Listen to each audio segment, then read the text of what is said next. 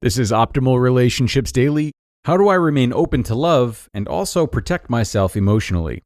By Marc Katz of evanmarckatz.com. Hi, Evan. I'm a convert to your way of thinking, and in the last year, I've dated guys that I normally would not have been interested in, and even found myself falling very hard for one of them. If I had not been open, warm, and accepting, I don't think this ever would have happened, and I'm grateful for the experience. Unfortunately, it became evident after 6 months that he was not ready for a committed relationship, and I ended it with him. I would love to say that I've been able to move on easily and open myself up to someone that wants the same thing as me, but alas, this has not been the case. Which gets me to my question, which I have not seen really addressed in your forum, but in my mind is central to the nature of being a woman. If a woman really opens herself up and puts a lot of the defenses to the side, chances are fairly high that she will fall in love with the man she's with, which invariably makes it much more difficult to objectively see any issues in the relationship and disconnect if that man doesn't want a commitment, kids, is dating multiple people, or any of the other red flags we watch out for, or that are important to us personally. Taking your advice means being able to connect with men, but also means being able to disconnect from them when things aren't right, which is something that a lot of women, myself included, have a really hard time doing. How do you think that women can better navigate this push-pull dynamic and allow them to better disconnect when it's obvious that the relationship isn't going in the right direction for them? Julia. I printed Julia's question, not because I had a good answer, but because I felt this was a web that was a little hard for me to untangle. Mostly because it's not about a situation that involves taking action, but about an emotion. And as you know, logic often flies in the face of emotion. But since logic tends to be my weapon of choice, allow me to do my best to wield it gently. If we dissect your question, Julia, we see the following progression. You took my advice, opened your heart, and fell in love. We can both agree that this is a net positive, right? It's still better to have loved and lost than never to have loved at all, isn't it? Or did they change that when I wasn't looking? Okay. So your 6-month man had no intention to be your permanent man. You figured that out, cut the cord, and moved on. He didn't fight to keep you, which shows that you made a smart decision and probably saved yourself years of painful waiting. Another net positive. You learned that you could have feelings for a guy, have a healthy, mature relationship, and I trust that even if it wasn't meant to be in the long run, you still gained a lot from this man. He's probably even created a new paradigm for what you're seeking from a partner in the future. The only way you could have achieved these 2 net positives, so falling in love and calling it quits early with mostly positive memories, is if you opened up and put your defenses to the side. Do you really think that this guy would have fallen for you if you were judgmental, egotistical, busy, selfish, and jaded? So far, I don't see any decisions that you can rightfully second guess, which doesn't mean you're not going to try.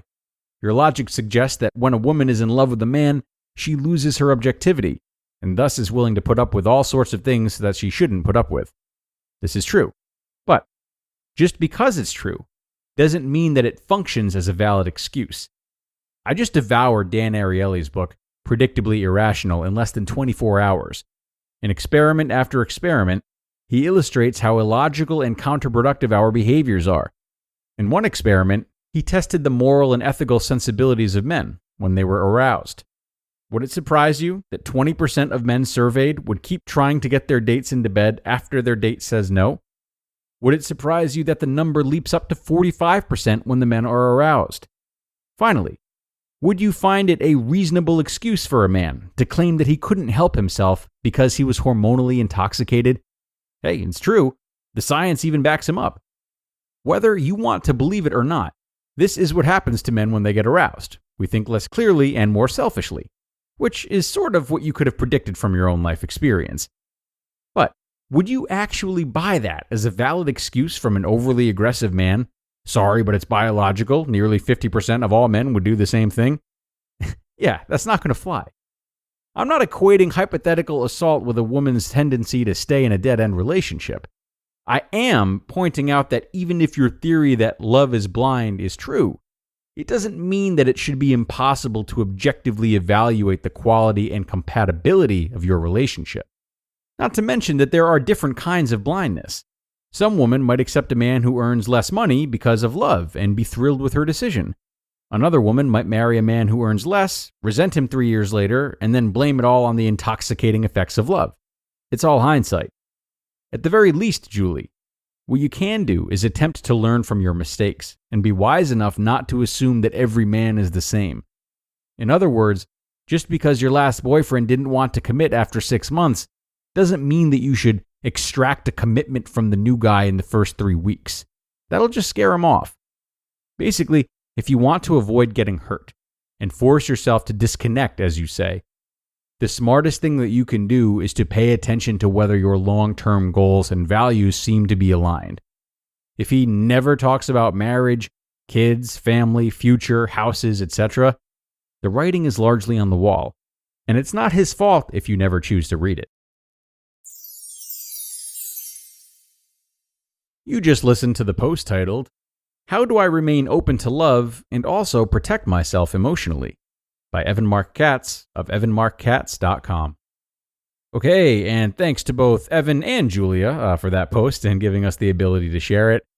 For me, overall, it's a great reminder as to the inevitable differences between each relationship that we might find ourselves in, and thus why we can't expect the same blueprint to work each time around. Part of really giving ourselves over to love, or anything really, is getting comfortable with the uncomfortable.